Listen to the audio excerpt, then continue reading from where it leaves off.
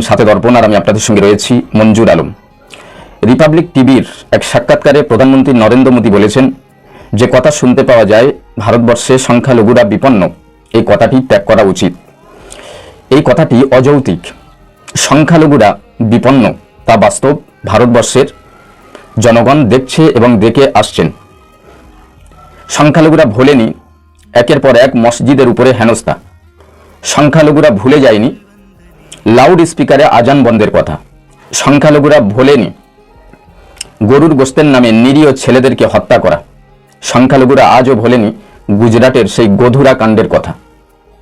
সংখ্যালঘুরা আজও ভোলেননি জয় শ্রীরামের নাম করে নিরীহ মানুষদের ঘরবাড়ি বুলডুজার দিয়ে ভাঙচুর করার কথা। নরেন্দ্র মোদী, আপনি দেশের প্রধানমন্ত্রী, আপনাকে সম্মান করি, শ্রদ্ধা করি, কিন্তু আপনি মনে রাখুন, মিথ্যা কথা দিয়ে রাজনৈতিক লোভে সত্যকে কখনো চাপা দেওয়া যায় না। সুস্থ থাকুন, ভালো থাকুন, সাথে দর্পণ চ্যানেলের সঙ্গে সদা সর্বদা বন্ধুত্ব রাখুন।